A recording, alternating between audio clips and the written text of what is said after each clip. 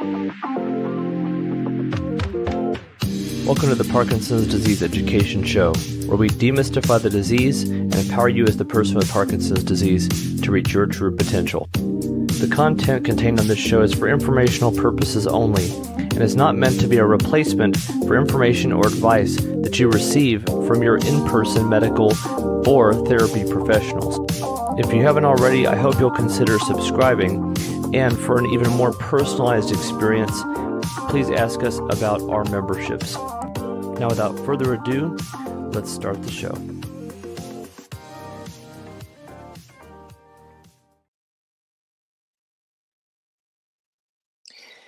Hey there, everybody. Dr. Michael here. I'm not sure why I'm a little tiny person on the screen right now. That's weird. So sorry about that. Oh, I think I figured. There we go. That's what happened. Hope everyone's having a great day so far and a great week.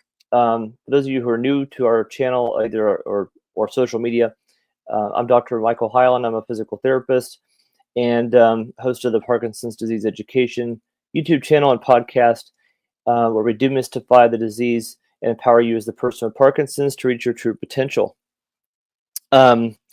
Today, I wanted to, of course, as tradition, on What's Next Wednesday, we talk about upcoming material that's going to be published on the YouTube channel and our podcast. And today, I'm actually going to have you all as the audience participate a little bit more than usual because I need your help. And I'm going to show you in just a moment. I want to share this live stream in a couple other places real quick. But I want to show you a poll that we've put up on Facebook. And there we go. I'm hearing sounds in multiple places. I apologize for that. Okay, I'm going to get off that so we don't hear background. All right, so poll. I'm going to do a poll here on YouTube real quick. And I can't necessarily do it on Facebook, so I apologize for that. I'm streaming in two places at once. But for those of you who are watching live on YouTube, I would love for you to participate in this. But I want to show you real quick. I put a poll up. It's only been a few hours, but I put a poll up earlier asking about the next topic that would be covered in like opinions. And if you see the screen there, you should see the poll. And as of recently, we have 11 votes in. Looks like so far, based on this poll, that lion's mane is one of the more popular supplements, if you will, that people are interested in hearing about and the benefits in Parkinson's. And then second to that would be methylene blue, and then nicotine. And so these are kind of topics that are, or I guess these have been suggested by folks over time, and I've heard things about it from individuals, anecdotal stories about how this has helped them and so forth. So I want to honor them by providing information on these topics over time, and also want to honor you by having your opinion on which ones you're interested in hearing about most. So for those of you watching on YouTube right now, I'm going to start a poll, a live poll.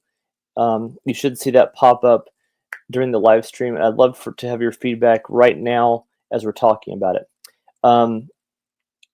So again, what is the purpose of this topic, or these topics? Or so you may not have even heard of these things.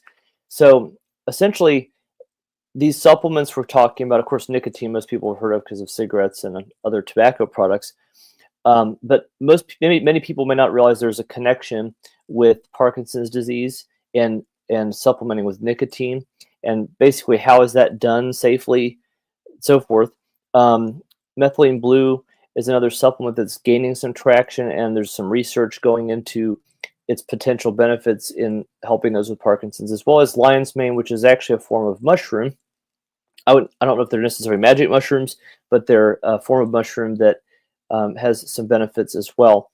And with each one of these, whichever one we do first, I tend to do all of them at some point. But whichever one we do first, and all of them, I'll include basically what potential benefits are there are in taking them, what research we do have, as much as I can glean from the interwebs. And share that as best I can. because a lot of these are still either ongoing research or they haven't been researched much. That's the way it is with a lot of supplemental treatments to Parkinson's, and these would be considered alternative or complementary treatments to Parkinson's, or for Parkinson's rather, because obviously traditional medicine has medications that we take for Parkinson's.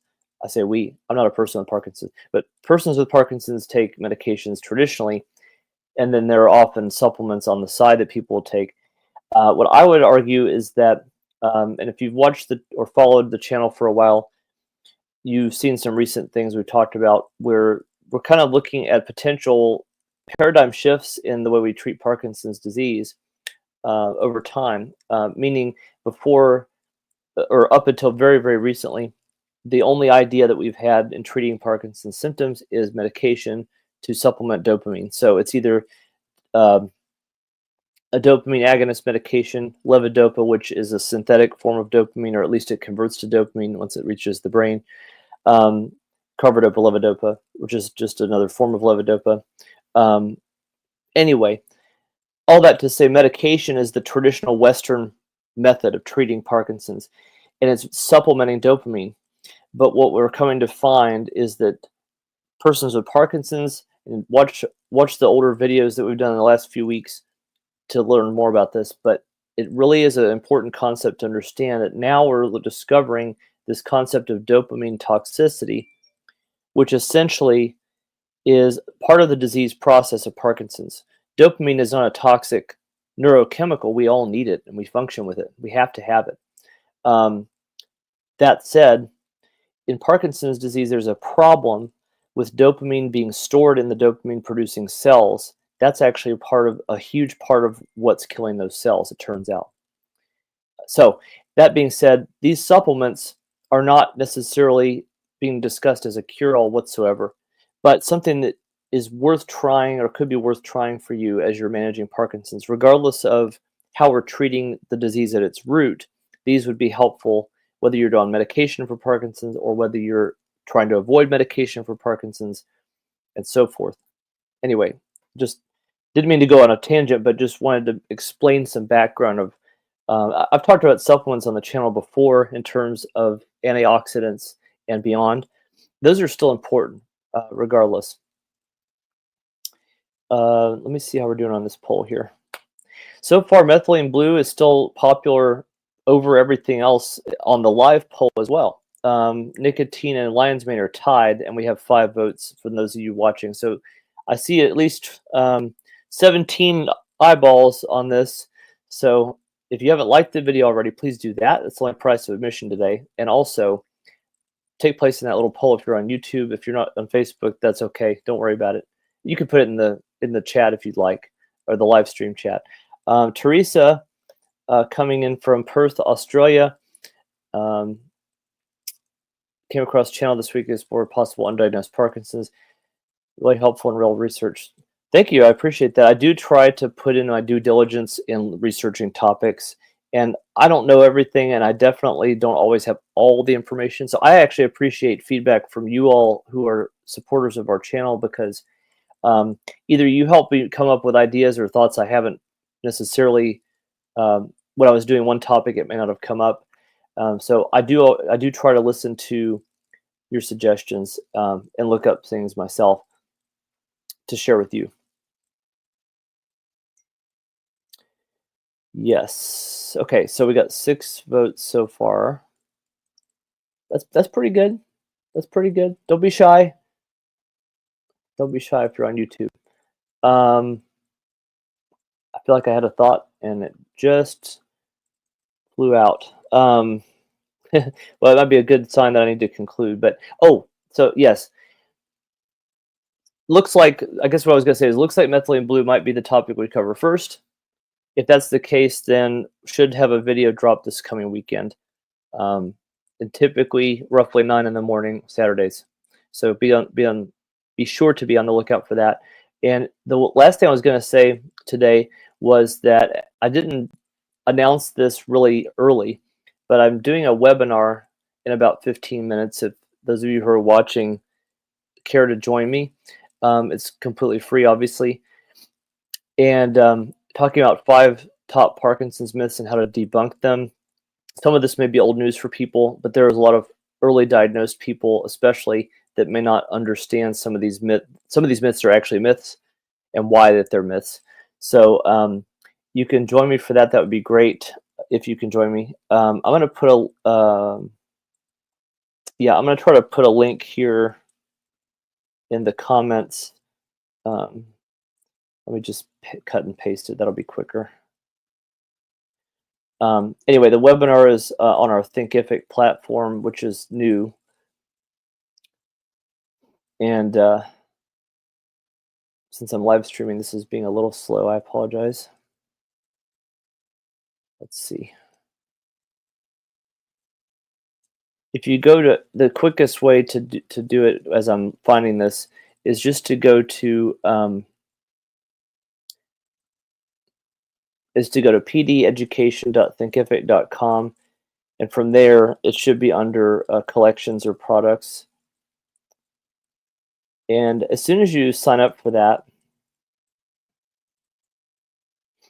you should get an email immediately with a link to join. And like I say, that starts in about 15 minutes at 12 noon at my time. Here's the link. Okay, finally got the URL to share. Okay, so I'm putting a direct link in right now. You should see that on Facebook and YouTube. If you don't join right now, that's okay. I will try to, if you do end up signing up, I will still send you a replay. It should be about 30 minutes roughly, and then we're doing a Q&A at the end. So roughly an hour, 45 minutes to an hour total time is my plan. And Teresa said that she also has, is a cancer survivor. God bless you there. Possibly have had symptoms up to 25 years, which is common actually. A lot of times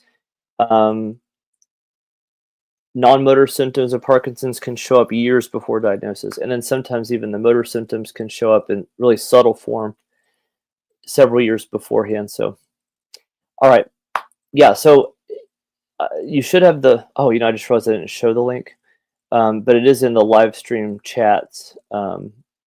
This is what it looks like. At the very least, if you just put in the pdeducation.thinkific.com, you'll find navigation that can help you find it.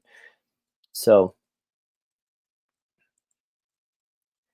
that is about it, I think. So 7 votes, and yeah, we're still, oh gosh, no, we're tied. We're tied at 7 votes. Is that really right? Because it seems like we should have, okay, yeah, the way it's split, it's 43% Methylene Blue, 43% Lion's Mane. Well, I thought I had an idea. I might just cover Methylene Blue and go from there, but I appreciate your participation in that. But yeah, I think I'll go ahead and conclude here, and I appreciate you, Teresa. I appreciate your commenting, and for everybody who joined us live today. And I look forward to hopefully seeing you in the webinar in a little while. If not, be sure to look for the premiere of that new video on what probably is going to be Methylene Blue this coming Saturday. Thanks so much, and I hope you have a great day. As always, be empowered.